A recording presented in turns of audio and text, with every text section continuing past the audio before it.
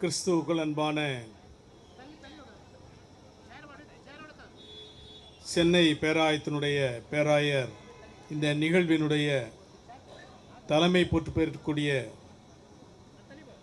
அருட்பெருந்திரு பால் Francis ஐயா அவர்களே, பேராயர் அம்மா அவர்களே, இந்த நிகழ்விலே கலந்து கொண்டு சிறப்பான பேரூரை ஆற்றி அமர்ந்திருக்கக்கூடிய மதுரை ராமநாதபுரம் திருமண்டலத்தினுடைய பேராயர் ஐயா அவர்களே, சென்னை திருமண்டலத்தினுடைய முன்னாள் பேராயர் ஜார்ஜ் ஸ்டீஃபன் ஐயா அவர்களே, பெந்தேகோஸ்தே சபைகளினுடைய பேராய பெருமக்களே, இந்த நிகழ்விலே கலந்திருக்கக்கூடிய திருச்சபை தலைவர்களே, குருமார்களே, பல்வேறு திருமண்டலங்களிலிருந்து வந்திருக்கக்கூடிய பிரதிநிதிகளே, உங்கள் யாவருக்கும் தென்னிந்திய திருச்சபையின் சார்பாக என்னுடைய அன்பு கலந்த வணக்கத்தை தெரிவித்துக் கொள்கின்றேன். பேராயர் பால் பிரான்சிஸ் ஐயா அவர்கள் மிக தெளிவாக இந்த கண்டன ஆர்ப்பாட்டத்தினுடைய நோக்கத்தை குறித்து மிகவும் சிறப்பாக அவர்கள் எடுத்துரைத்தார்கள். இந்த கோஷங்களை எல்லாம் நாம் பார்த்தபோதும், அந்த கோஷங்களை போட்டபோதும், இந்த கண்டன ஆர்ப்பாட்டத்தினுடைய முக்கிய நோக்கம் என்ன என்பதையெல்லாம் நாம் உணர்ந்து கொண்டு விட்டோம். இதை மிக சிறப்பாக இந்த நிகழ்வை ஏற்பாடு செய்திருக்கக்கூடிய அருள் திரு அகஸ்டின் பிரேம்ராஜ் ஐயா அவர்களுக்கும், சென்னை திருமண்டலத்தினுடைய பொறுப்பாளர்களுக்கும் நான் உள்ளபடியே தென்னிந்திய திருச்சபை சார்பாக என்னுடைய நன்றியை தெரிவித்துக் கொள்கின்றேன். ஒரு முக்கியத்துவம் வாய்ந்த காலகட்டத்திலே இப்படிப்பட்ட ஒரு மிகப்பெரிய நிகழ்வை இந்த சென்னை பட்டணத்திலே நடத்துவது என்பது வரலாற்று சிறப்புமிக்க ஒரு நிகழ்வு என்று நான் சொல்லி முதலில் பாராட்டுகின்றேன். துணிச்சலான இப்படிப்பட்ட ஒரு முடிவை எடுத்ததற்காக பேராயருக்கும் பேராய அலுவலர்களுக்கும் மீண்டுமாக என்னுடைய நன்றியை தெரிவித்துக் கொள்கின்றேன். ஏனென்று சொன்னால், இன்றைக்கு ஆட்சியாளர்களை குறித்து கேள்வி எழுப்புவதற்கு பலர் இன்றைக்கு பயந்து கொண்டிருக்கிறார்கள். பல்வேறு அமைப்புகளை வைத்து இன்றைக்கு யார் பேசுகிறார்களோ அவர்களை முடக்க நினைக்கின்ற ஒரு ஆட்சி நடந்து கொண்டிருக்கிறது என்பதை நாம் எல்லாம் அறிந்திருக்கிறோம். இந்த காரியங்களை எல்லாம் நாம் பார்க்கின்ற பொழுது, குறிப்பாக இது எதை குறிவைத்து நகர்த்தப்படுகிறது என்பதை நாம் முதலில் அறிந்து கொள்ள வேண்டும். இந்திய அரசியலமைப்பு சட்டத்தினுடைய முகவரையை தகர்ப்பதற்காக இந்த நிகழ்வுகள் நடந்து கொண்டிருக்கிறது. இந்தியா ஒரு மதச்சார்பற்ற நாடு என்று பிரகடனப்படுத்துவது தவறு என்று சொல்லிக்கொண்டே இருக்கிறார்கள் இன்றைக்கு பாரதிய ஜனதாவை சார்ந்த நண்பர்கள். இதுதான் இங்கே இலக்கு. இங்கே கிறிஸ்தவர்கள், ஆலயம் அதெல்லாம் இலக்கு அல்ல. இந்தியா ஒரு மதச்சார்பற்ற நாடு என்று சொல்லக்கூடாது என்பதுதான் அவர்களுடைய தீர்க்கமான எண்ணம். 42வது சட்ட திருத்தத்தின்படி மதச்சார்பின்மை என்ற ஒரு வாசகம் முகவுரையிலே அமர்ந்திருக்கிறது. அதன் அடிப்படையிலே இந்திய நாட்டிலே அரசிலே இருக்கக்கூடியவர்கள் எல்லா மதங்களையும் சமமாக பார்க்க வேண்டும், தங்களுக்கென்று எந்த ஒரு மதத்தையும் அடையாளப்படுத்தக்கூடாது, எல்லோரும் சமமாக நடத்தப்பட வேண்டும், எல்லோருக்கும் வழிபாட்டு உரிமைகள் இருக்கிறது. இவைகளெல்லாம் இந்திய அரசியலமைப்பு சட்டத்திலே இருக்கக்கூடிய அடிப்படை உரிமைகள். எல்லோரும் சமமாக நடத்தப்பட வேண்டும், அவர்கள் எந்த மதத்தை சேர்ந்தவர்களாக இருந்தாலும் சரி. எல்லோருக்கும் மத வழிபாட்டு உரிமைகள் இருக்கிறது. இது அரசியலமைப்பு சட்டம். டாக்டர் அம்பேத்கர் வகுத்து கொடுத்த அரசியல் சாசன சட்டம். இது ஏதோ இன்றைக்கு ஆட்சியில் இருக்கக்கூடிய ஒன்றிய அரசு கொடுத்த சட்டம் அல்ல. அரசியல் அமைப்பு சட்டம் இயற்ற போது இருந்த சட்டங்கள். இவற்றை தகர்க்க வேண்டும் என்பதுதான் இன்றைக்கு இருக்கக்கூடிய ஒன்றிய அரசினுடைய எண்ணம். எப்படி தகர்க்க முடியும்? அவர்களும் பல்வேறு செயல்களை தொடர்ந்து செய்து கொண்டே இருக்கிறார்கள். பாரதிய ஜனதாவினுடைய மூத்த தலைவர் சுப்பிரமணிய சாமி ஒரு வழக்கு தொடர்ந்தார். இந்த 42வது அரசியல் சாசன சட்ட திருத்தம் செல்லாது என்று வழக்கு தொடர்ந்தார். உச்ச நீதிமன்றத்தால் அது நிராகரிக்கப்பட்டது. அதற்கு முன்னதாக எஸ்ஆர் பொம்மை வழக்கிலே இந்த 42வது திருத்த சட்டம் செல்லாது என்று சொன்னார்கள். உச்ச நீதிமன்றத்தால் நிராகரிக்கப்பட்டு விட்டது. அதற்கு பின்றதாக இன்றைக்கு நாமெல்லாம் இதிலே பல்வேறு போராட்டங்களிலே இருந்தோம். சிட்டிசன்ஷிப் அமெண்ட்மெண்ட் பில் அது இன்றைக்கு சட்டமாகி வந்துவிட்டது. முஸ்லிம் சகோதரர்களுக்கு என்று தனியான ஒரு பிரிவை ஏற்படுத்தி அவர்கள் இந்த சிட்டிசன்ஷிப்பை கோர வேண்டும் என்று சொன்னால் அதற்கு தனியான ஒரு சூழலை ஏற்படுத்தி அதன்படி அவர்கள் தங்களை நிரூபிக்க வேண்டும் என்று சட்டம் இயற்றினார்கள். நாம் அதை எதிர்த்தோம். எல்லோரும் ஒன்றாக இருந்தவர்கள் இருக்கிறவர்கள் ஏன் முஸ்லிம் மதத்தை சார்ந்த சகோதரர்களுக்கு என்று தனியான பிரிவை வைக்கிறீர்கள் என்று எதிர்த்தோம். இதுவும் மதச்சார்பின்மைக்கு எதிரான ஒரு செயல்.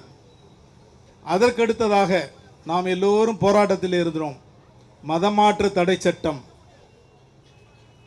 அதிலும் கிறிஸ்தவர்களை குறிவைத்து மதச்சார்பின்மை என்பதை தடுக்க வேண்டும் என்ற நோக்கத்திலே இன்றைக்கு ஏறக்குறைய இந்தியாவிலே இருக்கக்கூடிய 50% மாநிலங்களிலே மதமாற்று தடை சட்டம் இருந்து வருகிறது.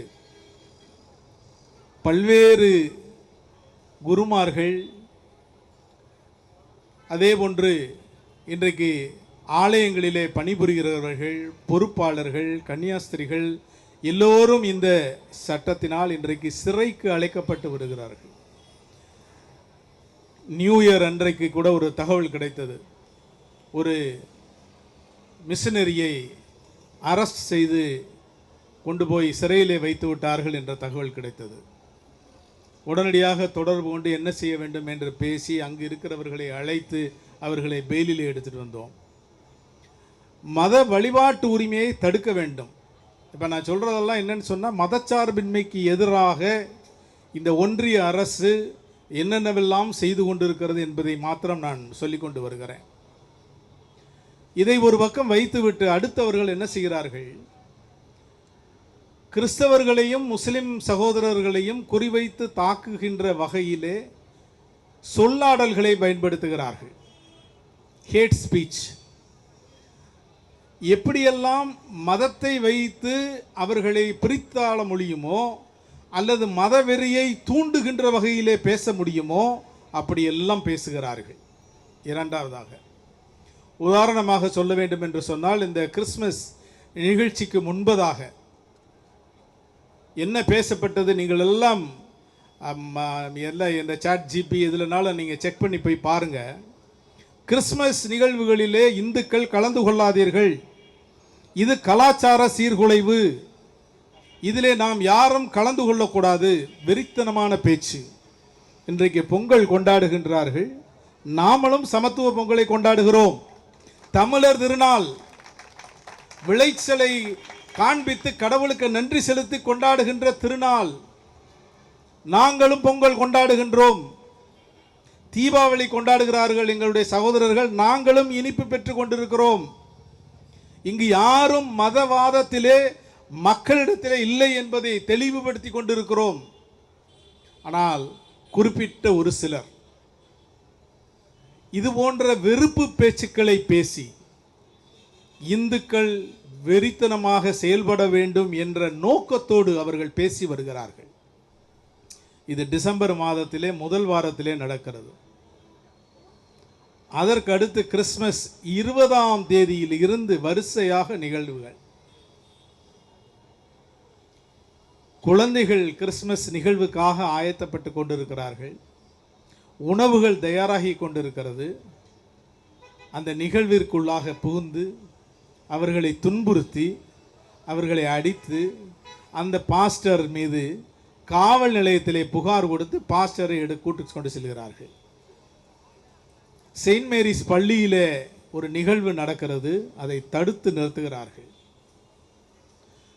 கண் பார்வையற்றோர் நிகழ்ச்சி நடக்கிறது, கிறிஸ்மஸ் நிகழ்வு, அதை தடுக்கிறார்கள். வியாபாரம் நடக்கிறது, அதில் அருமையாக அந்த கிறிஸ்மஸ் கேப்பை விற்று கொண்டிருக்கிறவர்களை தடுக்கிறார்கள், அதை பறிமுதல் செய்கிறார்கள், தகராறு செய்கிறார்கள், சிலுவைகளை உடைக்கிறார்கள். இதுவெல்லாம் எதற்காக நடக்கிறது என்பதை நாம் யோசித்து பார்க்க வேண்டும். இவர்களுடைய சிந்தனை மத துவேஷத்தை ஏற்படுத்தி, மதவாத சிந்தனைகளை ஏற்படுத்தி, அதன் மூலமாக இந்தியாவை பிளவுபடுத்த வேண்டும், அதன் மூலமாக தங்களுடைய ஓட்டு வங்கியை பெருக்கிக் கொள்ள வேண்டும் என்பதுதான் இவருடைய நோக்கம். இவர்கள் ஏதோ உண்மையாக கிறிஸ்தவ மதத்திற்கு எதிரான சிந்தனை உள்ளவர்களா என்று சொன்னால் இல்லை. இதன் மூலமாக தங்களுடைய ஓட்டு வங்கியை பெருக்கிக் கொள்ள வேண்டும், இதன் மூலமாக தாங்கள் இன்னும் ஆட்சியிலே தொடர்வதற்கு இது போன்ற தீக்களை நாம் உருவாக்க வேண்டும், நெருப்புகளை உருவாக்க வேண்டும், அதிலே பலர் பலியாக வேண்டும். ஏனென்றால் இப்படி பலரை நெருப்புகளிலே பலி கொடுத்துத்தானே இப்பொழுது வந்திருக்கிறார்கள்.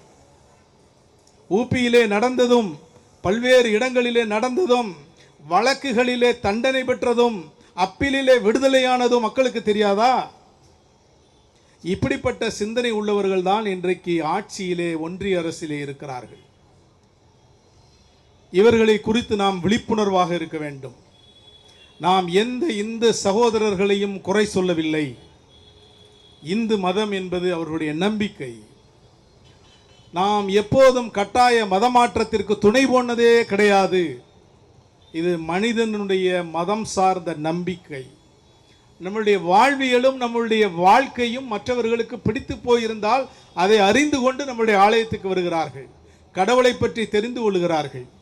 நாம் மெம்பர்ஷிப்பை கூட்டியிருந்தோம் என்று சொன்னால் இன்றைக்கு இருக்கக்கூடிய விகிதாச்சாரத்தினுடைய அடிப்படையிலே இன்றைக்கு 5%, 6% வந்திருக்க வேண்டும். ஏன் அதே அளவில் இருக்கிறோம்? நாங்கள் கிறிஸ்துவத்தை பற்றி சொல்லுகிறோம். அவர்களை கட்டாய மதமாற்றம் செய்வது என்பது எங்களுடைய நோக்கம் அல்ல. கிறிஸ்துவனுடைய வாழ்வை பற்றி சொல்லுகிறோம், தெருவில் நின்று சொல்லுகிறோம். நீ எங்களை கட்டாயப்படுத்தி எங்களை கைது செய்தால் அந்த இடத்திலே ஒருவர் இருந்தால் நாளை 10 பேர் வருவார்கள், நாளை மறுநாள் 100 பேர் வருவார்கள். அதுதான் கிறிஸ்தவம். நீ எங்களை தொட எங்களை தடுக்க இன்றைக்கு பாருங்கள், 5000 மக்கள் இந்த இடத்துல கூடியிருக்கிறார்கள். நாங்கள் பாட்டில் அமைதியாக கோயிலில் இருந்து ஜெபம் பண்ணிட்டு இருந்திருப்போம். எங்களை ரோட்டுக்கு வர வைத்து இப்படிப்பட்ட பேச்சுக்களை கேட்க சொல்லி இப்படிப்பட்ட சிந்தனைகளுக்குள்ளாக நாங்கள் பேசுவதற்கு காரணம் இந்த ஒன்றிய அரசு. இந்த நிகழ்ச்சி நடந்த உடனே ஒரு ஓப்பன் ஸ்டேட்மெண்ட் ஒன்றை தென்னிந்திய திருச்சபை சார்பாக கொடுத்தோம். இப்படி கிறிஸ்தவர்களுக்கு எதிரான அநீதியான செயல்கள் நடந்து கொண்டு இருக்கிறதே,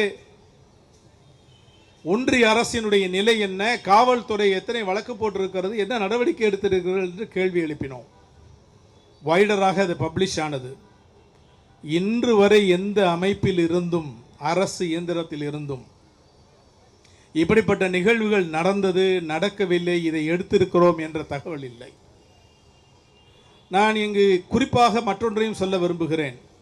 பழைய நிகழ்வுகளையும் புது நிகழ்வுகளையும் நாம் ஒப்பிட்டு பார்க்கின்ற பொழுது, ஒரு 5 ஆண்டு காலத்திற்கு முன்னால் நடந்த நிகழ்வுகள் எல்லாம் சில நிகழ்வுகள் நடந்திருக்கிறது. இது போன்று அங்கங்கே சில கலவரங்கள் ஏற்பட்டிருக்கிறது, சில சூழல்களிலே ஆலயங்கள் அடித்து நொறுக்கப்பட்டிருக்கிறது. நான் மணிப்பூருக்கு வரவில்லை. மணிப்பூர் என்பது தனியாக கூட்டம் போட்டு பேச வேண்டிய ஒரு நிகழ்வு. இப்பொழுது நடக்கக்கூடிய விஷயங்களை நீங்கள் பார்த்தால், எந்தெந்த மாநிலங்கள், மத்திய பிரதேசம், உத்தரப்பிரதேசம், சத்தீஸ்கர், டெல்லி, இப்படி வரிசையாக சொல்லிக் கொண்டிருக்கக்கூடிய மாநிலங்கள் எல்லாம் பாரதிய ஜனதா ஆட்சி அல்லது கூட்டணி ஆட்சி நடைபெறுகின்ற மாநிலங்களில் காவல்துறையும் சேர்ந்து கொண்டே இந்த தாக்குதலை நடத்தி இருக்கிறார்கள். அந்த மாநிலங்களுடைய காவல்துறையும் நாங்கள் வன்மையாக கண்டிக்கின்றோம். சண்டை போடுறாங்க, பிள்ளைகள், அருமையான பிள்ளைகள் அங்கே இருக்கிறவங்களை வந்து அப்புறப்படுத்துகிறாங்க. ஏன் இப்படி செய்கிறீங்கன்னு கேட்கும்போது பாஸ்டரை எடுத்துகிட்டு போலீஸ் ஸ்டேஷனுக்கு போயிடுறாங்க. புகார் கொடுக்க வேண்டிய பாஸ்டர் அங்கே வந்து கீழே உட்கார்ந்துருக்கிறாரு போலீஸ் ஸ்டேஷனில். இதுதான் இன்றைக்கு நிலை. ஆக இந்த மதமாற்று தடை சட்டம், இதை அவர்கள் ஒரு ஆயுதமாக பயன்படுத்தி கிறிஸ்தவர்களை ஒடுக்குவதற்காக இன்றைக்கு ஒன்றிய அரசு பயன்படுத்தி கொண்டிருக்கிறது. ஒன்றிய அரசை சேர்ந்த மாநில அரசுகள் பயன்படுத்தி கொண்டிருக்கிறது. இப்படிப்பட்ட சூழலிலே நாம் தெரிந்து கொள்ள வேண்டிய விஷயம், இது போன்ற நிகழ்வுகள் எங்கெங்கு நடைபெறுகிறதோ அவர்களுக்காக குரல் கொடுக்கவும், அவர்களோடு இணைந்து பணியாற்றவும், செயல்படவும், அவர்களுக்காக இது போன்ற போராட்ட களத்திலே வருவதற்கும் நாம் முன்வர வேண்டும். இது ஏதோ மத்திய பிரதேசத்தில் நடந்திருக்கிறது, தெலுங்கானாவிலே நடந்திருக்கிறது, கேரளாவிலே பாலக்காட்டிலே நடந்திருக்கிறது, 5 வயதிலிருந்து 15 வயது பிள்ளைகள் கேரள் ரவுண்டு செய்தவர்களுடைய கிட்டார் வயலினை உடைத்திருக்கிறார்கள், இது அங்கு நடந்தது என்று அல்ல. இது எங்கு வேண்டுமானாலும் நடக்கலாம். நாம் இதற்காக எதிர்ப்பு குரலை எழுப்ப வேண்டும். பேராயர் சொன்ன வண்ணமாக இதற்கு நாம் என்னென்ன நடவடிக்கைகள் எடுக்க வேண்டுமோ அத்தனை நடவடிக்கைகளையும் தென்னிந்திய திருச்சபை முன்னின்று எடுக்கும் என்பதை நான் உங்கள் மத்தியிலே கூறிக்கொள்ள விரும்புகின்றேன். இன்றைக்கு இந்த நிகழ்வுகளை உடனடியாக கேட்டு அறிந்த நம்ம தமிழக முதலமைச்சர் கண்டன குரலை எழுப்பினார். இது அரசியல் சாசன சட்டத்திற்கு எதிரான நிகழ்வு என்று கண்டன குரலை எழுப்பினார். துணை முதலமைச்சர் உடனடியாக கண்டன குரலை எழுப்பினார். மற்றவர்கள்லாம் எங்கே போனாங்கன்னு தெரியல. அவர்களுக்கெல்லாம் இதில் உள்ளார சந்தோஷமா அல்லது பேசினா கூட்டணி உடைந்து விடுமா என்ற ஒரு பயம், அச்சம். இன்றைக்கு தமிழகத்திலே ஒரு பொறுப்பான ஆட்சி, திராவிட பாரம்பரியத்தோடு கூடிய ஒரு ஆட்சி இன்றைக்கு நம்முடைய முதலமைச்சர் மு.க. ஸ்டாலின் அவர்களுடைய தலைமையிலே நடந்து கொண்டிருப்பதால் இன்றைக்கு தமிழகம் அமைதியாக இருக்கிறது. இதை நாம் உணர்ந்து கொள்ள வேண்டும். சிறுபான்மையின மக்களுக்கு பாதுகாவலர்களாக அவர்கள் விளங்கி கொண்டிருக்கின்ற காரணத்தினால் இன்றைக்கு அவர்கள் மீதே முத்திரை விழுகிறது, நீங்கள் சிறுபான்மையின மக்களுக்கு ஆதரவாக இருக்கிறீர்கள் என்று. உண்மைதானே? வளர்ந்துவிட்ட ஒரு பெரிய சமூகங்கள், ஒரு மத அமைப்புகள் யார் குறைவோடு சிறியவர்களாக இருக்கிறார்களோ அவர்களை அழைத்து செல்வது மரபுதானே. இங்கு இருக்கக்கூடிய 10%, 15% மக்களை 85% இருக்கக்கூடிய மக்கள் அழைத்து செல்வது மரபுதானே. இதைத்தானே முதலமைச்சர் செய்கிறார். சட்டத்திற்கு புறம்பாக செய்யவில்லை, அவர் சட்டப்படிதான் செய்கிறார். கிறிஸ்தவ மக்களை அரவணைத்து செல்லுகிறார். ஏழை எளிய ஒடுக்கப்பட்ட மக்களுக்காக திட்டங்களை தீட்டுகிறார். இன்று நாம் அரசியல் சூழலிலே இருக்கிறோம். இன்னும் 3-4 மாதங்களுக்குள்ளாக நம்முடைய அரசியல் நிலைப்பாடை எடுக்க வேண்டிய கட்டாயத்தில் இருக்கிறோம். யார் யாரோ வருவாங்க, நானும் கிறிஸ்தவங்கன்னு சொல்லுவாங்க. ஏமாந்து போயிடாதீங்க, ஏமாந்து போயிடாதீங்க. பிரித்தாளும் சூழ்ச்சி இன்றைக்கு தமிழகத்திற்குள்ளாக வந்து கொண்டிருக்கிறது. பிரித்தாளும் சூழ்ச்சி தமிழகத்துக்குள்ளாக வந்து கொண்டிருக்கிறது. ஓட்டை எப்படி பிரிக்க முடியும்? சிறுபான்மையினருக்கு ஆதரவாக இருக்கக்கூடிய கட்சிகளினுடைய ஓட்டை எப்படி பிரிக்க முடியும்? இதுதான் இன்னைக்கு நடக்குது.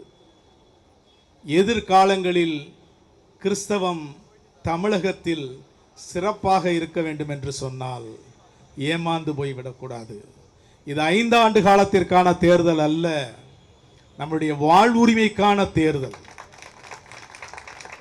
யார் வந்தாலும் நம்பி விடாதீர்கள். உங்களுக்கு படம் பிடிக்கலாம், நடிப்பு பிடிக்கலாம், இங்க வாழணும். தமிழ்நாட்டில் கிறிஸ்தவனா வாழணும். அதுக்கு யார் வேணும்? அதுதான் இங்க கேள்வி. படம் பாருங்க, நல்லா பார்க்குறவங்க போய் பாருங்க, குடும்பமாக பாருங்க, பிரச்சனை இல்லை. நடிப்பு பிடிச்சிருக்கா கை தட்டுங்க. அதை விட்டுவிட்டு ஓட்டு போட வேண்டும் என்று தயவு செய்து எண்ணி விடாதீர்கள் என்று சொல்லி இந்த வாய்ப்பை கொடுத்த பேராயர் ஐயா அவர்களுக்கு என்னுடைய நன்றியை தெரிவித்து விடைபெறுகின்றேன். நன்றி.